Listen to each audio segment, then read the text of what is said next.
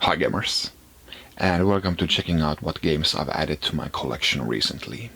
Also in this video I'm gonna be talking about my experiences with the new God of War. That will be at the end of the video. First, a couple of Wii U variants here. I got a red-cased Super Mario 3D World Family Game of the Year edition and a regular edition of Sonic All-Stars Racing Transformed, so not the special edition. Just a couple of US games that TV and Lust's Craig was kind enough to help me get them off of eBay. So thanks a lot, Craig, and happy to add a couple of more games to my Wii U collection. They just announced that Dragon Quest X will be having another installment on the Wii U, a physical game that's going to be coming in the summer. So I'm going to be adding that to my collection, and I hope by then we will have the Axiom Verge physical edition as well. They did tweet that the game is still coming on the Wii U, so really anxious to make my complete Wii U game collection video once I get the Dragon Quest X. And then a couple of older games, not retro, super retro, but the oldest of this bunch. I got Somebody Amiibo for the Wii, and for the 360, Killer is Dead. Just a couple of games that I don't actively collect for the Wii or the Xbox 360, but I try to snap the good games up when I see them. These are both sealed. I was just wondering, this does say that this is the limited edition, but maybe if somebody has a PAL game that isn't a limited edition, let me know. I'm pretty sure that all of the games are, this limited edition, and there is no regular one, but I'd be interested to know. And then we get Detective Pikachu for the 3DS, and I also got the huge Detective Pikachu amiibo. This is just great. I love the pose here, and just love how big he is. Also a nice little touch there, the map or city streets there below his feet, and also a bit of well, I wouldn't call it a diorama, but a bit of decoration there to the cardboard beneath him. So I guess this is one of those few amiibo that I'm gonna be keeping sealed, and yeah, looks nice. Has a little bit of ground there to him. So yeah, just gonna keep this one sealed. The next amiibo I think is gonna be the Solaire of Astera for Dark Souls, but sadly that was delayed to the summer, so not coming in May. And then we get to Nintendo Switch games. I got Kirby Star Allies, and yeah, this has been receiving some mixed reviews. It looks and sounds nice. It's a Kirby game, pretty polished, even though it does miss 60 frames per second. It's just 30, which is quite baffling. It's not that taxing of a game graphically, but yeah, I guess the main gripe here with the game is that it's just too easy, and it really is. This is a game for kids, and for example, my 6-year-old son loves it. Fingamer Jr. actually just went through the game, played it with his cousins. It's a nice cousins that hadn't played any Kirby game in the previously, and neither had he. But yeah, they all just mashed their buttons happily and went through the game and had a blast. So yeah, it's good like that. But you don't want to get this as a hardcore gamer and expect to be challenged by it. But one thing that was really interesting is that the ending is just crazy. I know many Kirby games have, you know, you have to save the world from ending kind of vibe, but it's to the nth degree in Star Allies. The ending boss has like, or the final bosses have like 8 different forms. It takes forever to beat them. You know, it actually looks like a Bayonetta or something like that. Fingamer Jr.'s cousin, a girl that was 1 year older than him, just said when she saw the end boss, "I'm glad this is just a game." She was generally scared by it, and you know, it wasn't that difficult, but maybe a bit more difficult than the rest of the game. So really surprised by the ending. And yeah, you are saving the world from ending there. Pretty dark stuff. Yeah, but yeah, good game for the kids, and I like that it's this has sold pretty well. And then we have Donkey Kong Country Tropical Freeze, another Wii U port to the Switch. And something that they added here was a funky new mode where you can use Funky Kong. It's basically an easy mode. You get more hearts, and spikes don't hurt you, and you get unlimited breathing underwater, and basically you can float down instead of you also get a double jump, and then you can float down, so jumping is way more easier. And I think the game really needs it, you know. This is a really, really difficult 2D platformer. I really enjoyed it on the Wii U, but no way that kids could play that game to the end. So I'm really happy that Nintendo put in the easy mode, and now again Fingamer Jr. can enjoy the game. And yeah, he's been having fun with it when he doesn't play Kirby. Yeah, really nice game. And you know, I can't stress this enough. This is a really good 2D platformer. If you like 2D platformers and you have a Switch, this is the best there is on the platformer, on the console now, and maybe in the future as well. There isn't a better one in sight. So you really need to play this game if you already haven't.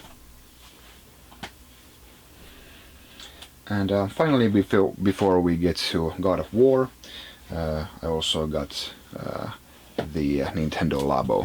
I guess I'll just put this one here, and put the house there, and there we go. And yeah, again, this is, you know, super for kids. When you play the game, this isn't meant for adults.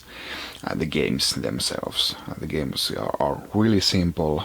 Basically, like almost like, for example, you put the Switch here in the house, and it's basically like a toy. You know, you can interact with the image there, the contents of the house, and manipulate it, the creature inside there. Just have a little fun, but it's barely a game. But I guess it seems like a no-brainer now, but I was really surprised that I had underestimated the actual building of the cardboard that everybody makes fun of in the internet. It's, you know, these take a long time to make. Like this, you know, this house took me like maybe 40 minutes to build just the outer shell, and maybe even more to make the buttons that you plug into the side of the house. Really intricate stuff, you know. You get springs, and you get keys that have, you know, a feedback to them, and little cranks, and really really detailed stuff. I have no idea how they managed to do that with just cardboard. It's really amazing how it comes together. And yeah, like I said, it takes forever. For example, the piano here, it's I haven't even started it, but it's gonna take like 3 hours to make it. All in all, if you make all the contents of the variety kit here, it can take you like 10 hours. And yeah, I wouldn't really give these, to my kid and say, assemble these. It's way too difficult for them. It's something that you can do with the kid, but I think it's so meticulous that even the kid might get bored. So think of it this way, that you'd really buy, you're not just buying a game, you're really buying, a modeling set, basically, a building set, and you're going to get entertained for 10 hours, if you like that sort of thing. I like miniatures and assembling those, and this kind of taps into the same fun for me as those do. I've been really enjoying this. Of course, the cardboard doesn't really last in the especially if you're playing roughly with them. So I guess Nintendo could have used something like a plastic card or something like that. But yeah, overall, I do like the feel, when you're tinkering away with the cardboard. It is a nice material. It feels nice, and just really a zen moment when you doing something really small with your fingers. And yeah, of course, with the cardboard, it's easier to decorate them. And I kind of get that why Nintendo used cardboard. And let's be fair, kids get distracted these days. Whenever they get a new toy, of course it's the best thing ever, but yeah, a week or two later it's just another toy. And if they had made these of high quality plastic, the price would have been really prohibitive. And now the kids can enjoy these for the time that they would enjoy any toy. And then it's off to the next one. So yeah, as a collector, it's a bit of a shame that these aren't built to last. And of course, as a collector, I have to break down the kit, to make them and to play with them. But that's okay. Finn Gamer Jr. has been enjoying these. I will be showing a video of him. I hope I can get it made. Playing with these, or making the radio controlled Labo there. But yeah, it's been fun. I get Nintendo, and I'm happy that they've had moderate success with the Labo.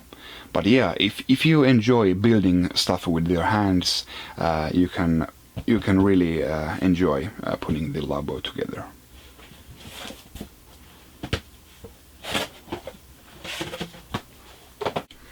And then to God of War. I just used this press kit pamphlet here as a visual aid while I talk. Yeah, I've really enjoyed my time with God of War. I just finished it last night with a platinum trophy, so did everything. And yeah, a fantastic game. I was really blown away by the the storytelling is just great. The characters are grounded and human, if you excuse the pun. Really great voice actors, great mocap. I love the game world. It's of course it is linear. You go from one section to the next without actually having to choose until you get to a hub world, and you do get some choices in the in the you know, in which order you do the game. But mostly it's kind of linear, but it does have the Metroidvania or Batman Arkham structure, that you get new abilities, new items, and then you can advance to another area that you maybe couldn't access previously. Lots of loot. I love the loot. And pretty nice progression system. They kind of went the Assassin's Creed Origins way with some RPG experience points and skill trees. And the adventuring, it's really great. I think it has just the right amount of secrets and puzzles and adventure, while still being you know, pretty straightforward. You get to an area, you can blow through it fast, or you can you know, try to find every little secret that there is on the area, and it's just really satisfying to find everything in the area. And yeah, I found everything, even the stuff that wasn't required for the platinum trophy. I did scoured every last place of the game world, and yeah, really hungry for more here.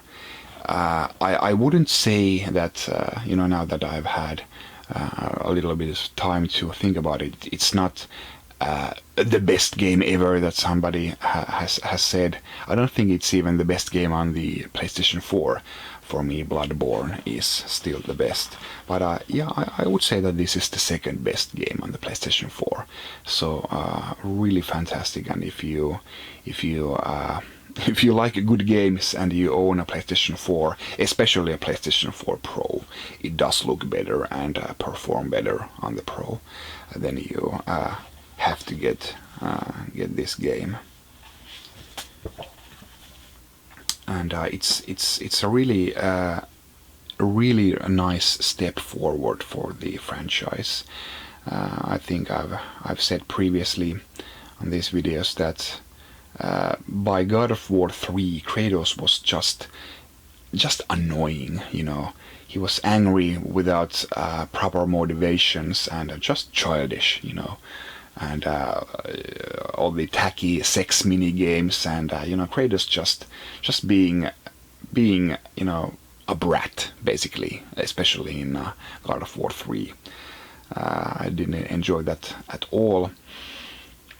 But this is totally different. Kratos is all grown up, and he's a father, and yeah, it's the story here is really mature stuff.